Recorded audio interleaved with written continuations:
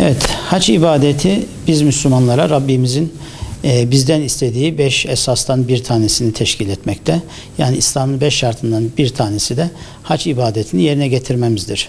Hac ibadeti ziyaret etmek, yönelmek, Yüce Yaradan'ın bizler için yeryüzünde ilk mabedi olan Kabe'yi tavaf etmek, yine Arafat'ta vakfe yapmak gibi içerisinde farzları barındıran bir ibadettir. Hac ibadeti ömürde bizlere bir defa farz kılınmış olan bir ibadettir. Yine hac ibadeti biz müminlerin, Müslümanların Rabbimizin varlığına, birliğine, tevhidine şahitlik etmek, işaret etmek, sözümüzü, ahdimizi yenilemek ve milyonlarca farklı farklı renklerden, tenlerden Müslüman kardeşlerimizin Arafat'ta toplanması, Kabe'de hep beraber tavaf etmeleri de ümmetin vahdetine, birliğine işaret etmektedir. Bu yönleriyle hac senede bir defa bütün müminlerin, Müslümanların bir şurası, istişari bir ibadeti anlamını da taşımaktadır. Yeryüzündeki bütün Müslümanlar kendisine hac farz olan ve tabii ki belli şartları taşıyan, işte bizim ülkemizde kura sistemi var malum. Bu şartları taşıyıp yerine getirdikten sonra diğer bütün Müslüman kardeşleri adına onların birer elçisi olarak bütün ülkelerden, İslam ülkelerinden hac ibadetini yapmak üzere Mekke'ye, Kabe'ye hacılarımız Arafat'a gelmekteler ve inşallah Zilhicce 9-10 günlerinde de Arafat'ta vakfe yaparak, Mina'da şeytan taşlayarak, Müzdelife'de vakfe yaparak hacı olmaktalar. Haccın biz müminler olarak, İslam ümmeti olarak birleştirici yönü var. Kardeşliğimizi pekiştirici yönü var. İnandığımız İslam'ın ilk indiği, işte Kur'an'ın indiği mekanlara, topraklara, Efendimiz Muhammed Mustafa'nın yaşadığı topraklara ziyaret anlamı var. Tarihe yolculuk, Rabbimize yolculuk, ahiretimize yolculuk, kardeşlerimize yolculuk gibi muhteva ettiği, içerdiği anlamlar var. Rabbim inşallah bu sene de hacca giden kardeşlerimiz hamdolsunlar Gaziantep'imizden 1738 kardeşimiz bu sene Gaziantep'ten hac ibadetini yapmak üzere hacca yolculadık onları, uğurladık.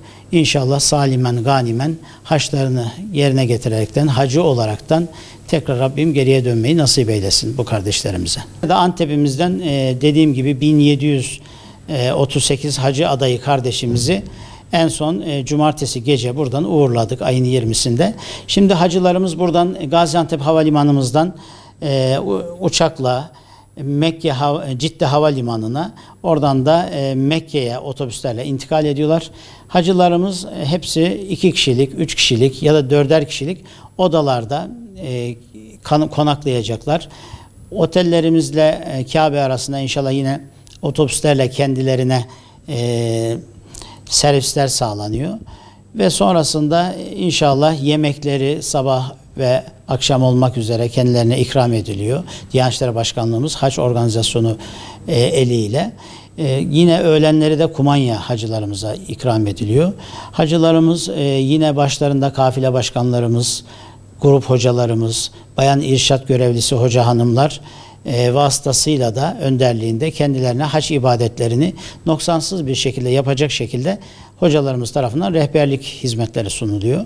Yine hacılarımız hamdolsun bu hac dönemi boyunca özellikle Kur'an okumayı bilmeyen kardeşlerimize Kur'an eğitimi, öğretimi çalışmaları yapılıyor haçta. Kur'an okuyanlar zaten onlar da Kabe'de bizzat Rabbimizin beytinde Kur'an ile, Kur'an'ı okuyarak ibadetlerini, günlerini, vakitlerini devam ettirmiş oluyorlar.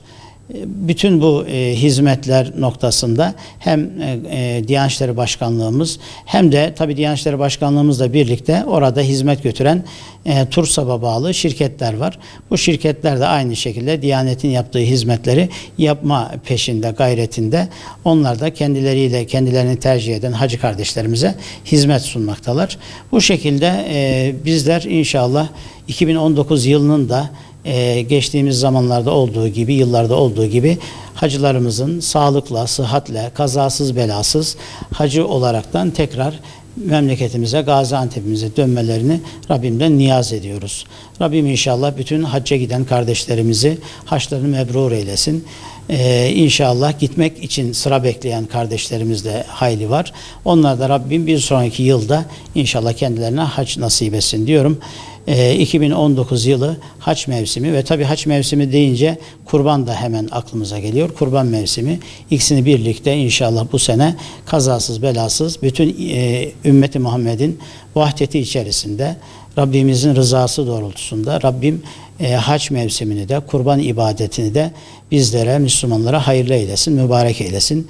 Birliğimize, dirliğimize, düzenimize inşallah vesile kılsın bu güzel günleri, mübarek günleri. Yine kurban ibadeti noktasında da bizler malumunuz ülkemiz dünyanın her tarafında fakir Müslüman kardeşlerimize de hem haçta kesilen kurbanlar hem de bizlerin vekalet vererek kestiğimiz kurbanları da bu fakir ülkelerdeki Müslüman kardeşlerimize ulaştırmak için Başkanlığımız, Diyanet Vakfımız el birliğiyle çalışmalara devam ediyor.